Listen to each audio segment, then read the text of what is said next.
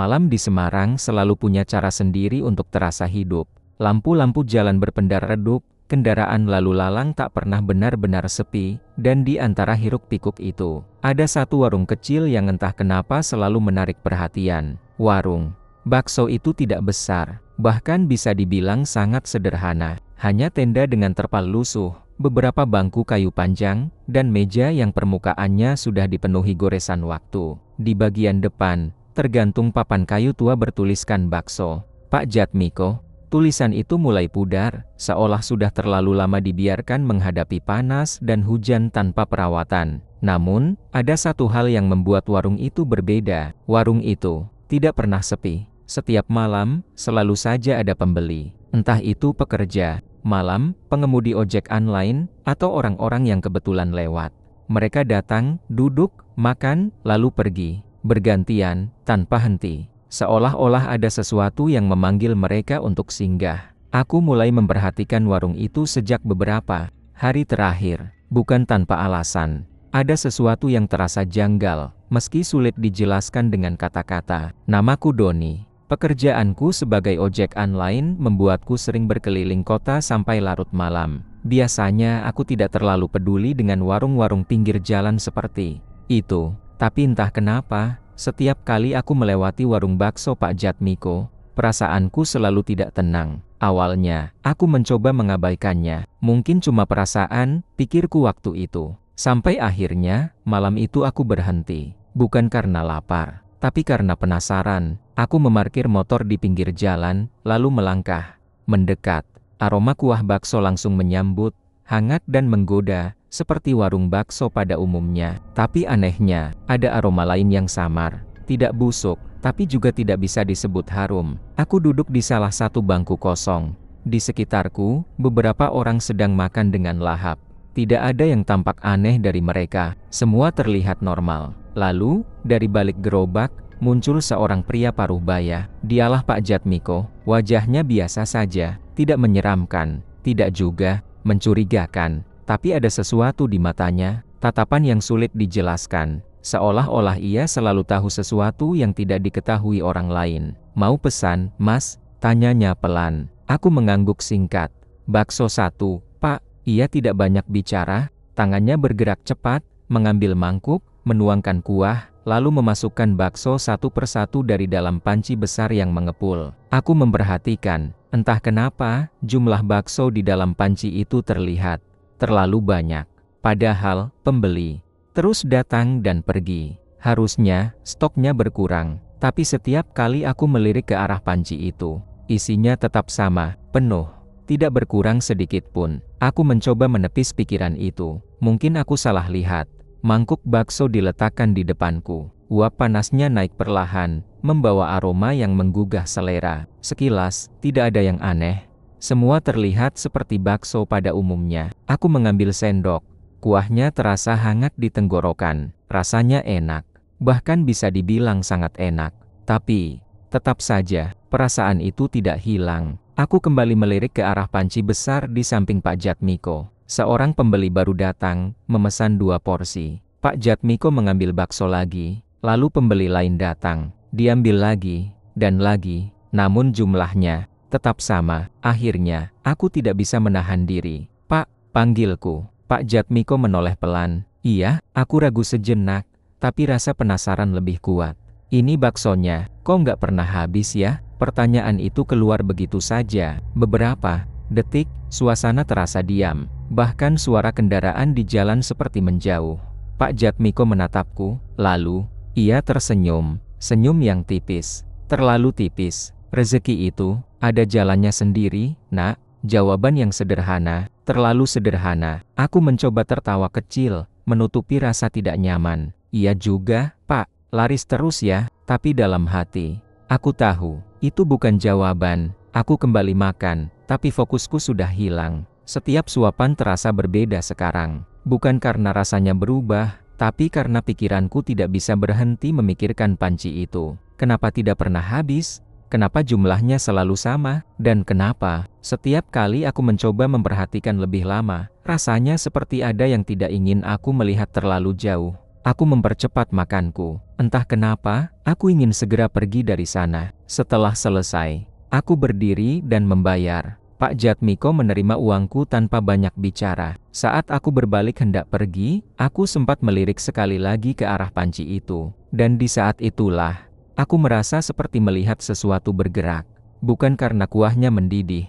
Bukan, seperti ada sesuatu di dalamnya yang bergerak sendiri. Aku langsung memalingkan wajah. Sudah, cukup, gumamku dalam hati. Aku menaiki motor dan menyalakannya. Mesin meraung pelan, tapi entah kenapa, suara itu terasa jauh.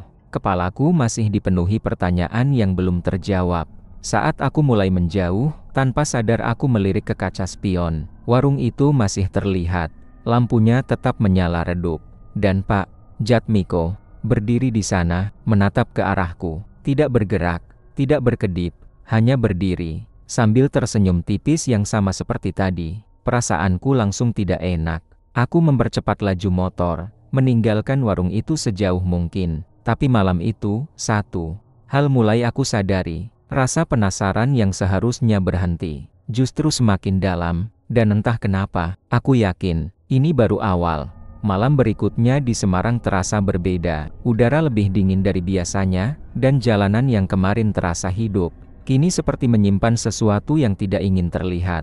Aku tidak langsung menyadarinya. Yang aku tahu, sejak kejadian semalam di warung bakso Pak Jatmiko, pikiranku tidak bisa tenang. Setiap kali aku berhenti menerima orderan, bayangan panci besar itu selalu muncul. Isi yang tak pernah berkurang, dan sesuatu yang bergerak di dalamnya. Aku sudah mencoba melupakannya, tapi semakin aku mencoba, semakin kuat rasa penasaran itu menarikku kembali. Dan akhirnya, tanpa benar-benar aku rencanakan, motorku kembali berhenti di tempat yang sama. Warung itu masih ada, lampu kuningnya menggantung seperti biasa, bergoyang pelan tertiup angin malam. Beberapa pembeli terlihat duduk, menikmati mangkuk bakso mereka, tanpa beban. Semuanya tampak normal, terlalu normal. Aku tidak langsung turun, hanya duduk di atas motor, memperhatikan dari kejauhan. Apa aku berlebihan ya? Gumamku pelan. Tapi kemudian, sesuatu terasa janggal. Biasanya, warung itu ramai dengan suara percakapan. Tapi malam ini, lebih sunyi. Orang-orang tetap ada, tapi mereka makan dalam diam. Tidak ada tawa, tidak ada obrolan panjang. Seolah-olah mereka hanya datang untuk makan, lalu pergi. Aku menelan ludah. Perasaan tidak enak itu kembali muncul. Namun kali ini, aku tidak pergi. Aku justru turun dari motor. Langkah kakiku terasa lebih berat dari biasanya saat mendekati warung itu. Aku duduk, memesan seperti biasa, mencoba terlihat normal. Seperti kemarin, Pak Jatmiko hanya mengangguk. Tidak ada senyum, tidak ada basa-basi. Tangannya tetap bekerja seperti biasa. Tapi entah kenapa, gerakannya terasa lebih kaku. Aku memperhatikan lagi. Panci itu masih penuh, selalu penuh. Aku mengalihkan pandangan, mencoba menenangkan diri. Tapi kali ini aku tidak makan dengan santai. Pikiranku sibuk menyusun sesuatu. Aku ingin tahu apa yang sebenarnya terjadi. Dan satu-satunya cara adalah melihat lebih dekat. Aku sengaja memperlambat makanku, menunggu satu persatu pembeli pergi. Waktu berjalan pelan, tapi akhirnya warung mulai sepi. Satu bangku kosong, 2, 3, sampai akhirnya hanya aku yang tersisa. Pak Jatmiko mulai membereskan beberapa peralatan. Lampu terlihat semakin redup. Suasana menjadi jauh lebih sunyi dibanding sebelumnya. Aku pura-pura masih makan, tapi mataku sesekali melirik ke arah dapur kecil di belakang gerobak. Ada tirai kain lusuh yang menutup sebagian area itu. Dan entah kenapa, perhatianku terus tertuju ke sana. Setelah beberapa menit, Pak Jatmiko masuk ke dalam dapur, meninggalkan bagian depan kosong. Inilah kesempatan. Aku menaruh sendok perlahan, berusaha tidak menimbulkan suara. Jantungku mulai berdetak lebih cepat. Cuma lihat sebentar. Habis itu pergi, kataku dalam hati. Aku berdiri pelan, lalu melangkah mendekati tirai itu. Udara di sekitar dapur terasa berbeda, lebih dingin, lebih lembab. Aku meraih ujung tirai, lalu membukanya sedikit. Dan di saat itulah, aku melihat sesuatu yang membuat tubuhku langsung kaku. Panci besar itu ada di dalam. Tapi tidak ada api di bawahnya, tidak ada kompor menyala, namun kuah di dalamnya tetap mendidih. Uap panas naik ke udara, tapi suasana di dalam dapur justru terasa dingin menusuk. Aku mengerjapkan mata, memastikan apa yang kulihat bukan halusinasi. Ini nggak mungkin, tapi yang lebih mengerikan, bukan itu. Bakso-bakso di dalam panci itu bergerak perlahan, seperti ada sesuatu di dalamnya yang hidup, bukan karena air mendidih. Gerakannya berbeda, seperti makhluk kecil yang mencoba keluar, lalu kembali tenggelam. Napasku tercekat, tubuhku tidak bisa bergerak.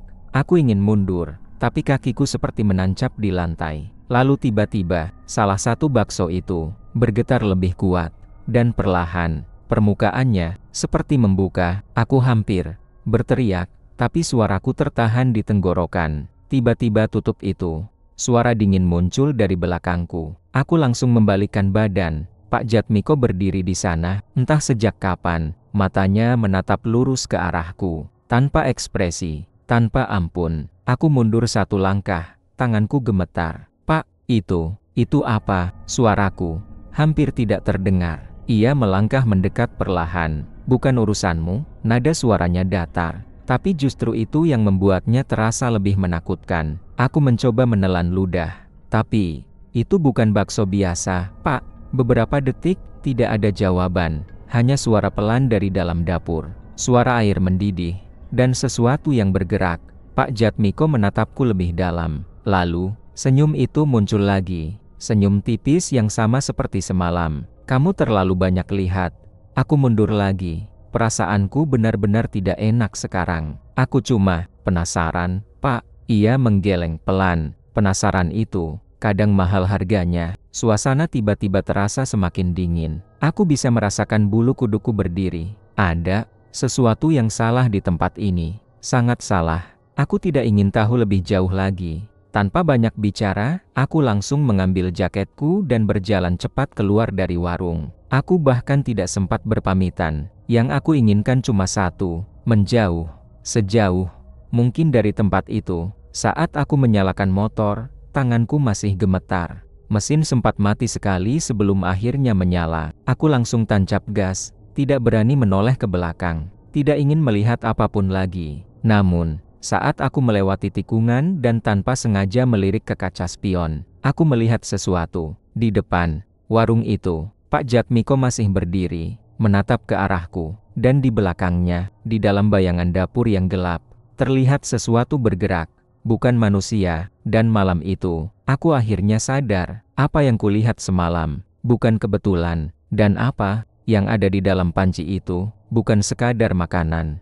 Pagi itu, suasana di Semarang terasa seperti biasa. Matahari naik perlahan, aktivitas warga mulai ramai, dan suara kendaraan kembali memenuhi jalanan. Semuanya tampak normal, seolah tidak pernah ada hal aneh yang terjadi di malam sebelumnya. Tapi bagiku, semuanya sudah berubah. Sejak kejadian di dapur warung Pak Jatmiko, pikiranku tidak bisa tenang.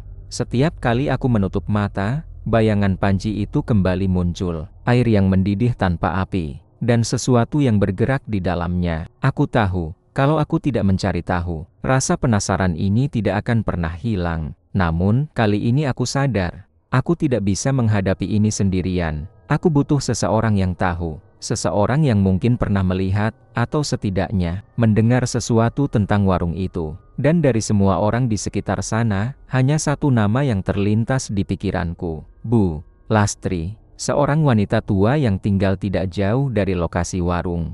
Aku pernah beberapa kali melihatnya duduk di depan rumah, memperhatikan jalanan dengan tatapan kosong. Orang-orang bilang, dia sudah lama tinggal di daerah itu. Bahkan sebelum warung bakso itu ada, aku memarkir motor di depan rumahnya. Rumah kecil, dengan dinding yang mulai retak, cat yang mengelupas, dan halaman yang dipenuhi tanaman liar. Suasananya sunyi, meski matahari sudah cukup tinggi. Aku mengetuk pintu pelan. Beberapa detik, tidak ada jawaban. Aku hampir berbalik pergi, ketika pintu itu terbuka sedikit.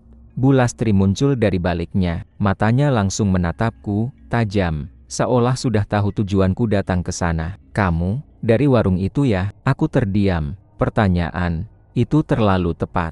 Iya, Bu, jawabku pelan. Saya cuma mau tanya sesuatu. Ia membuka pintu lebih lebar, memberi isyarat agar aku masuk. Di dalam rumahnya, suasana terasa pengap.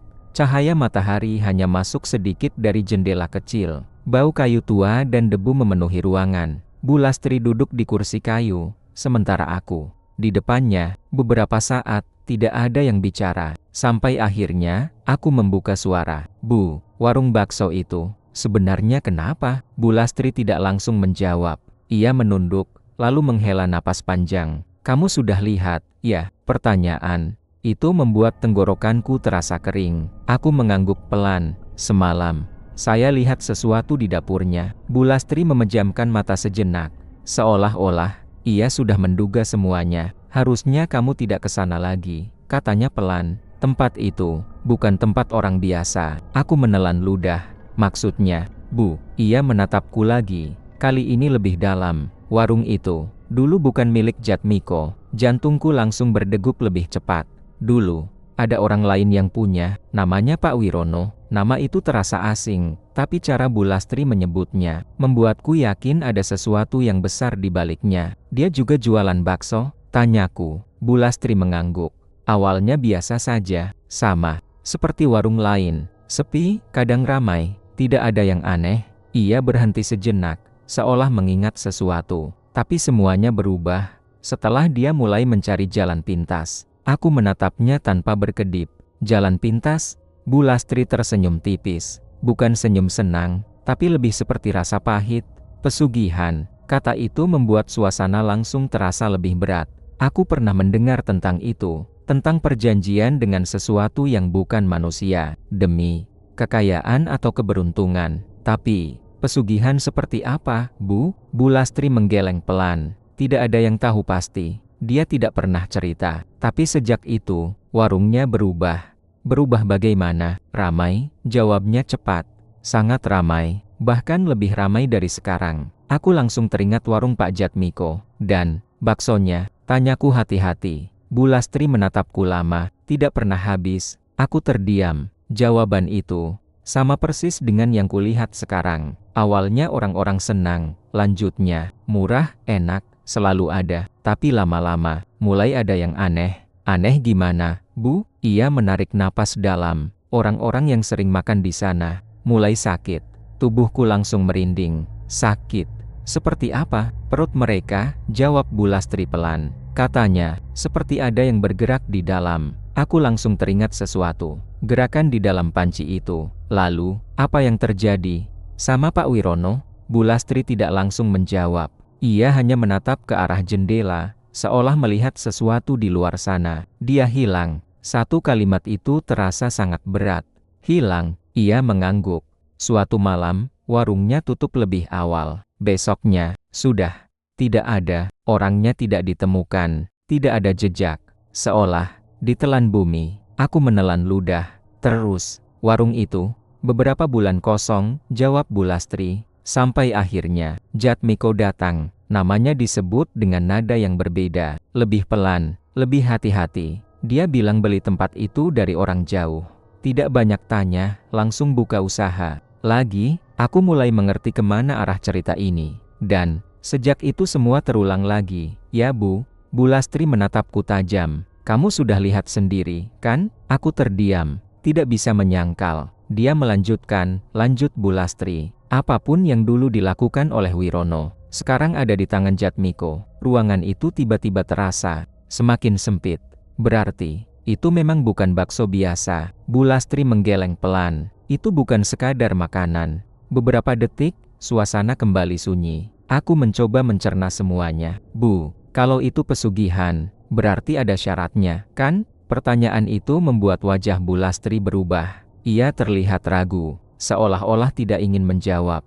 Setiap pesugihan pasti ada tumbalnya, katanya akhirnya. Jantungku berdegup keras. Tumbal manusia? Ia tidak langsung menjawab, tapi diamnya sudah cukup.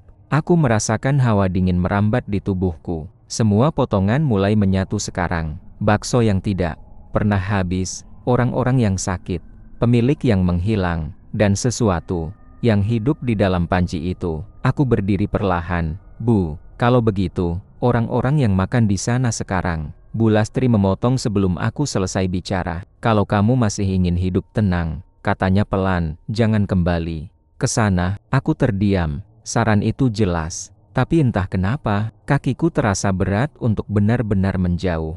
Karena sekarang, ini bukan lagi sekadar rasa penasaran. Ini sudah menjadi sesuatu yang lebih dalam. Sesuatu yang terasa, memanggil. Aku pamit dan keluar dari rumah itu. Matahari masih bersinar terang, tapi entah kenapa, rasanya tidak menghangatkan apapun. Saat aku kembali ke motor, pikiranku penuh.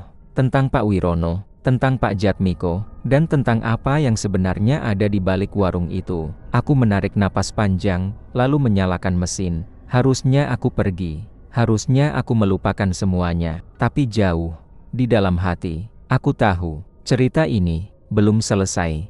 Malam itu, aku kembali lagi ke Semarang dengan perasaan yang tidak lagi sama. Jika sebelumnya hanya penasaran, sekarang ada sesuatu yang lebih dalam. Sesuatu yang terus menarikku kembali, meski aku tahu seharusnya aku menjauh.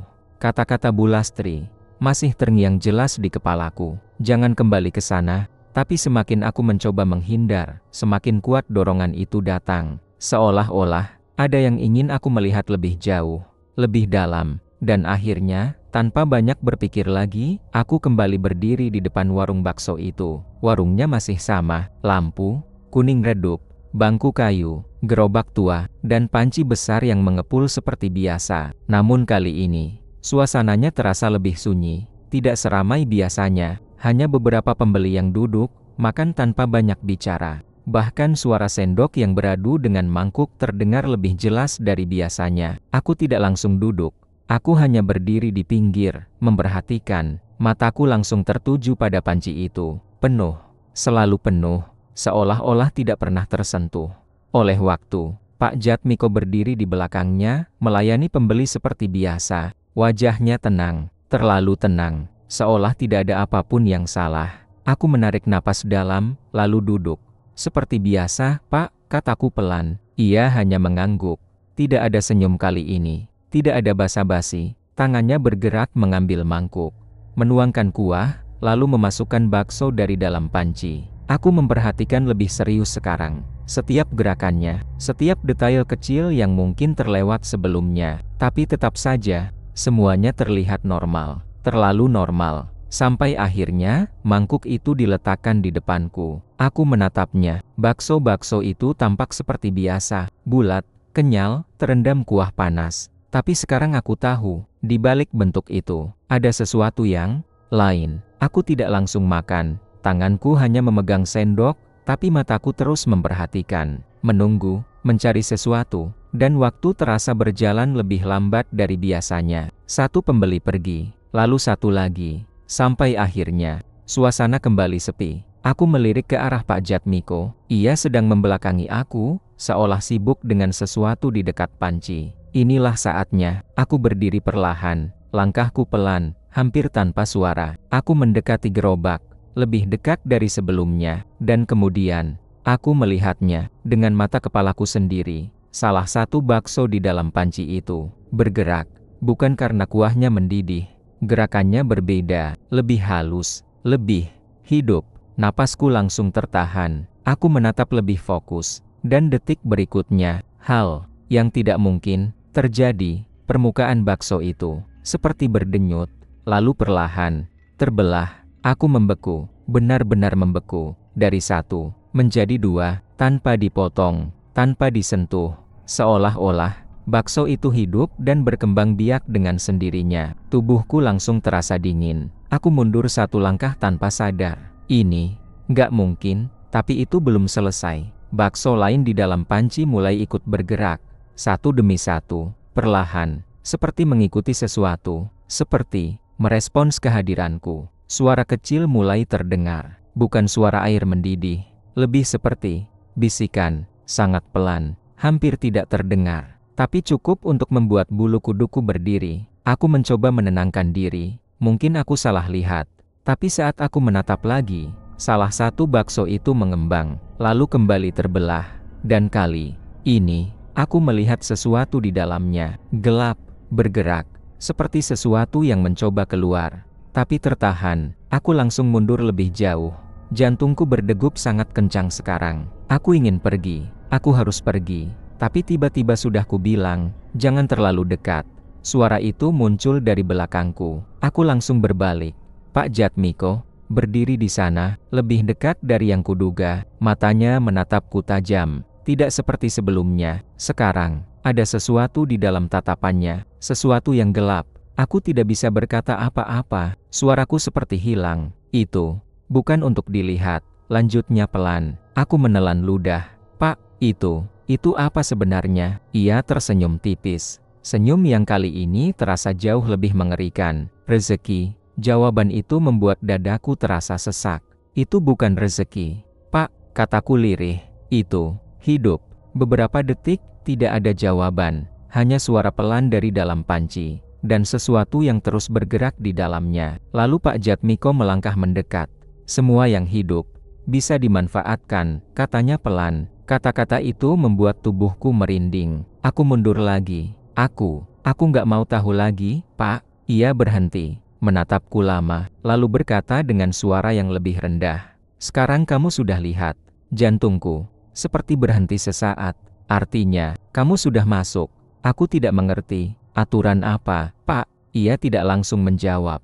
Hanya menunjuk ke arah mangkuk di mejaku. Habiskan. Aku menoleh ke arah mangkuk itu. Bakso di dalamnya terlihat sama seperti sebelumnya, tapi sekarang aku tahu apa yang sebenarnya ada di dalamnya. Aku menggeleng pelan. Enggak, saya nggak bisa. Suasana langsung berubah. Udara terasa lebih berat, lebih dingin. Pak Jatmiko menatapku tanpa berkedip. Kalau kamu tidak makan, katanya, pelan, mereka yang akan makan. Tiba-tiba bisikan itu muncul lagi. Lebih jelas sekarang, lebih dekat. Seolah-olah berasal dari dalam panci. Atau dari dalam mangkuk di depanku. Tubuhku gemetar. Aku mundur dengan cepat. Tidak, saya pergi. Tanpa berpikir panjang, aku langsung berbalik dan berlari keluar dari warung. Aku tidak peduli lagi. Tidak peduli siapa yang melihat. Yang aku tahu, aku harus pergi. Sekarang, aku naik ke motor dengan tangan gemetar, menyalakan mesin dengan susah payah. Dan begitu mesin menyala, aku langsung melaju, meninggalkan tempat itu, meninggalkan semuanya. Tapi saat aku menjauh, tanpa sadar aku melirik ke kaca spion. Warung itu masih terlihat. Dan di depan sana, Pak Jatmiko berdiri, menatap ke arahku, dengan senyum yang lebih lebar dari sebelumnya. Dan di belakangnya, di dalam panci yang masih mengepul, sesuatu terus bergerak, bertambah, berkembang, seolah-olah tidak akan pernah berhenti. Dan malam itu, aku akhirnya benar-benar mengerti kenapa bakso itu tidak pernah habis. Hari-hari setelah kejadian itu terasa jauh lebih panjang dari biasanya. Di Semarang, kehidupan tetap berjalan seperti biasa orang bekerja. Jalanan ramai, warung-warung buka seperti tidak ada yang terjadi. Tapi bagiku, semuanya terasa berbeda. Sejak malam ketika aku melihat bakso itu beranak, ada sesuatu yang berubah. Bukan hanya di luar sana, tapi juga di dalam pikiranku. Aku mencoba kembali bekerja seperti biasa, menarik order, mengantar penumpang, berkeliling kota dari pagi sampai malam. Tapi setiap kali aku melewati area dekat warung itu, dadaku selalu terasa sesak. Seolah-olah tempat itu memanggil, dan aku terus berusaha menghindar. Sampai akhirnya, sesuatu terjadi. Sore itu, aku mendapat telepon dari seseorang yang sudah lama tidak menghubungiku. Arman, teman lama, sesama driver ojek online. Kami sering mangkal di tempat yang sama dulu, sebelum dia pindah ke area lain. Suaranya di telepon terdengar aneh, lemah, terputus-putus. "Nih, kamu lagi di mana?" Aku langsung merasa ada yang tidak beres. "Kenapa, Man? Suaramu kayak gitu?" Beberapa detik, hanya terdengar napasnya. "Aku butuh bantuan." Jantungku mulai berdegup lebih cepat. "Ada apa? Kamu kenapa?" "Aku di rumah, perutku sakit banget." Tanpa banyak tanya, aku langsung menuju alamatnya. Rumah Arman tidak terlalu jauh. Gang sempit, rumah sederhana, suasana yang cukup sepi. Saat aku sampai, pintunya sudah terbuka sedikit. Aku langsung masuk. "Man?" panggilku. Tidak ada jawaban. Aku melangkah lebih dalam, dan menemukannya di ruang tengah. Ia terbaring di lantai. Tubuhnya meringkuk.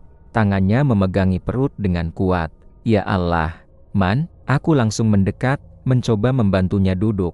Wajahnya pucat, Keringat dingin membasahi dahinya, nafasnya berat. "Nih," suaranya pelan, "sakit banget. Ayo kita ke rumah sakit," kataku cepat. Ia menggeleng lemah. "Sudah.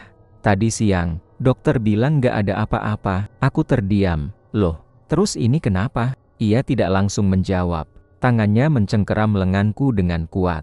Matanya menatapku, penuh ketakutan. "Di dalam," katanya pelan, "kayak ada yang gerak. Dunia seakan berhenti sesaat." Kalimat itu, aku pernah mendengarnya dari Bu Lastri, dari cerita tentang orang-orang yang makan di warung itu. Aku menelan ludah. "Man, kamu habis makan apa?" Ia terdiam. Beberapa detik yang terasa sangat lama. Lalu dengan suara hampir berbisik, "Bakso." Jantungku langsung berdegup keras. "Bakso mana?" Ia menatapku, dan jawaban itu seperti menghantam dadaku. "Warung yang dekat perempatan itu." Aku tidak perlu bertanya lagi. Aku sudah tahu. "Warung Pak Jatmiko." Tubuhku langsung terasa dingin. "Sejak kapan kamu sakit?" "Dari semalam," jawabnya pelan. "Awalnya biasa, terus makin sakit." Ia tiba-tiba meringis kuat, tubuhnya kembali meringkuk. "Ya Allah, sakit." Aku panik. "Man, kita harus ke rumah sakit lagi. Tolong," katanya sambil menahan napas. "Tolong, keluarin ini." Tangannya menunjuk ke perutnya. Aku tidak tahu harus bagaimana. Aku bukan dokter.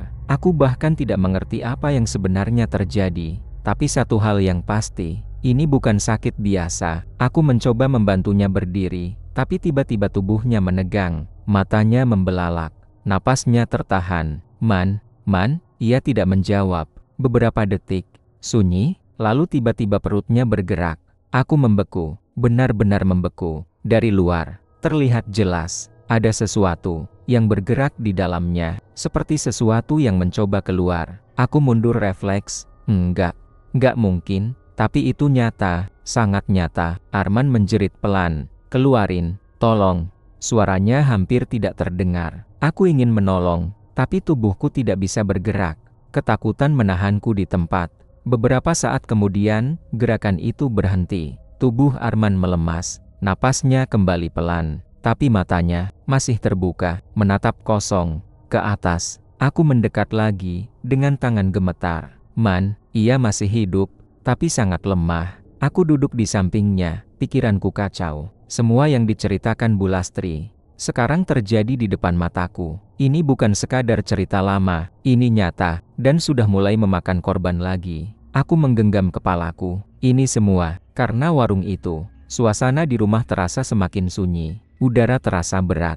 Seolah-olah ada sesuatu yang ikut masuk bersama kami. Dan saat itulah, aku mendengar suara kecil, sangat pelan, hampir tidak terdengar, tapi cukup jelas, berasal dari arah perut Arman. Seperti bisikan, atau sesuatu yang bergerak lagi. Aku langsung berdiri. Ketakutan itu kembali, lebih besar dari sebelumnya. Ini bukan hanya tentang warung itu lagi. Ini sudah menyebar, sudah masuk ke dalam tubuh manusia. Dan kalau ini benar tentang pesugihan, berarti satu hal yang pasti, tumbal sudah mulai ditagih. Aku menatap Arman yang terbaring lemah, lalu tanpa sadar, pikiranku kembali ke satu tempat. Warung itu, Pak Jatmiko, dan panci yang tidak pernah kosong. Aku menarik napas dalam. Kali ini, aku tidak bisa lari lagi. Karena sekarang, ini bukan cuma tentang rasa penasaran, ini tentang nyawa. Malam itu, langkah kakiku terasa lebih berat dari sebelumnya saat kembali menuju sudut gelap di Semarang. Tidak ada lagi keraguan, tidak ada lagi usaha untuk menghindar. Setelah apa yang terjadi pada Arman, aku tahu, semua ini harus diakhiri. Atau, setidaknya, aku harus tahu kebenarannya. Jalanan menuju warung itu terasa lebih sepi. Lampu-lampu jalan tampak redup, beberapa bahkan mati. Angin malam berhembus pelan, membawa hawa dingin yang menusuk sampai ke tulang. Saat aku sampai, warung itu masih buka, seperti biasa, seolah-olah tidak pernah terjadi apa-apa. Beberapa orang duduk makan, wajah mereka kosong, tidak ada tawa, tidak ada obrolan, hanya suara sendok dan mangkuk yang saling beradu pelan. Aku tidak duduk kali ini. Aku langsung melangkah ke arah Pak Jatmiko. Ia berdiri di belakang gerobak, seperti biasa. Tapi saat melihatku, ia berhenti. Matanya langsung tertuju padaku. Seolah-olah, ia sudah menunggu. Kamu datang lagi, katanya pelan. Aku menatapnya tanpa ragu. Ini harus berhenti, Pak. Beberapa detik, suasana terasa membeku. Lalu, ia tersenyum. Senyum yang tidak lagi disembunyikan. Lebih lebar, lebih gelap.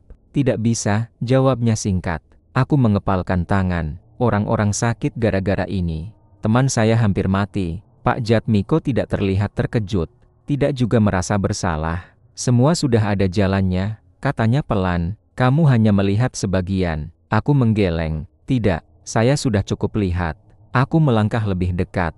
Ini bukan rezeki. Ini perjanjian. Kata itu membuat suasana berubah. Udara terasa lebih dingin, lebih berat. Pak Jatmiko terdiam sesaat. Lalu ia menghela napas panjang. Jadi, kamu sudah dengar dari orang tua itu?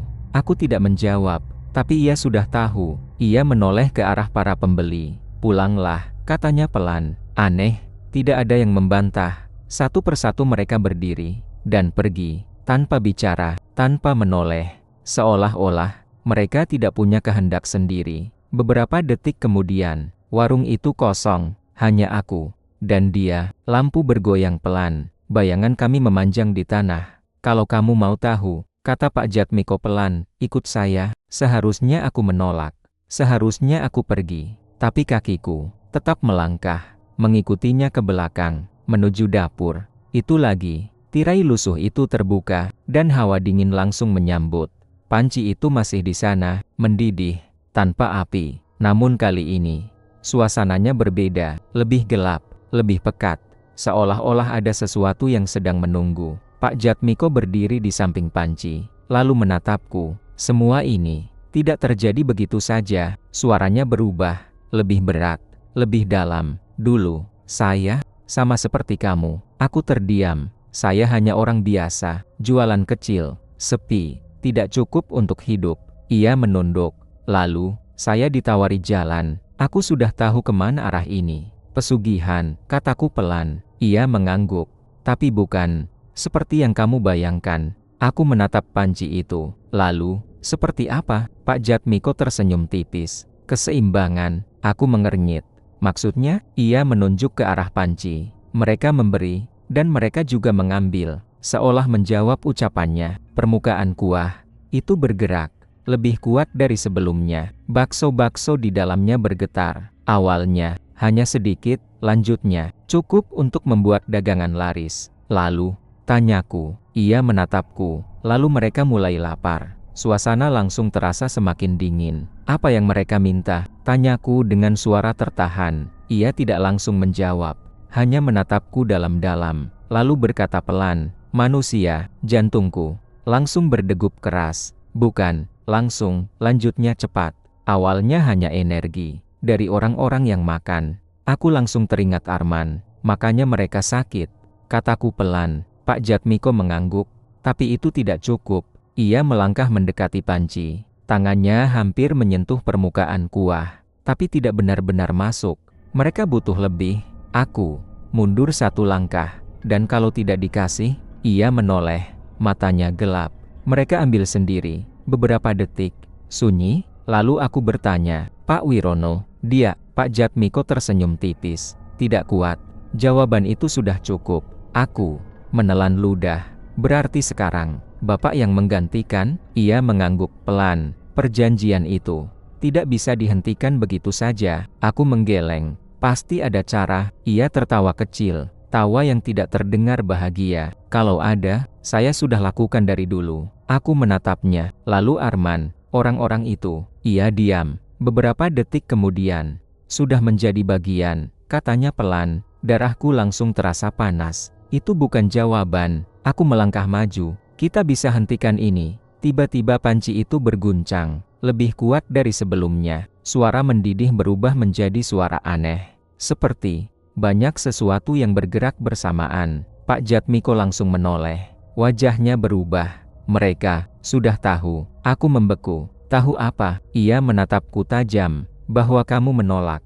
Detik itu juga, bisikan muncul. Lebih keras, lebih jelas. Bukan satu suara, banyak. Masuk.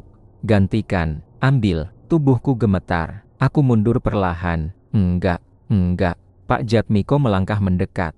"Sekarang kamu mengerti, kan?" katanya pelan. "Tidak ada jalan keluar." Aku menggeleng. "Ada." Aku menatapnya. "Kita akhiri sekarang." Ia tersenyum tipis. "Kamu terlambat."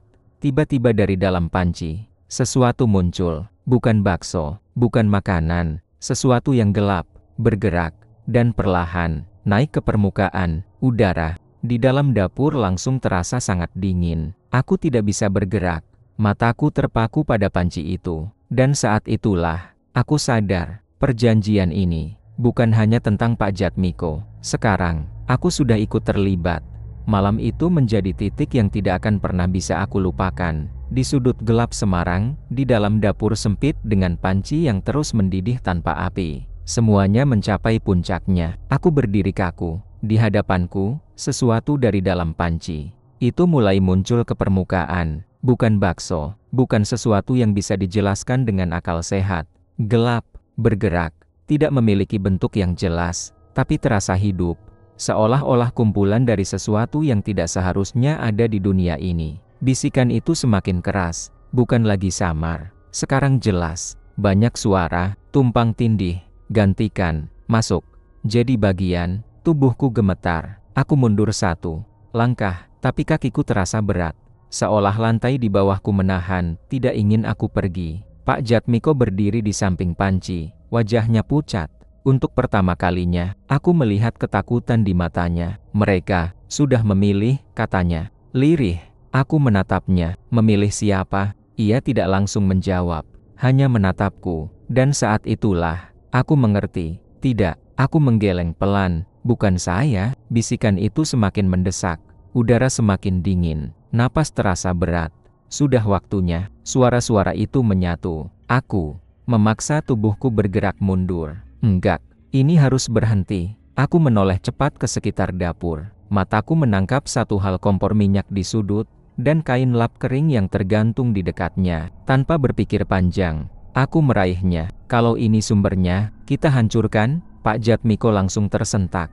"Jangan," teriaknya. "Kamu nggak tahu akibatnya. Tapi ini harus selesai." Balasku. Aku menyulut kain itu ke api kecil kompor. Api langsung membesar, menjilat kain yang kering. Seketika, dapur itu dipenuhi cahaya oranye. Panci itu bergetar lebih kuat.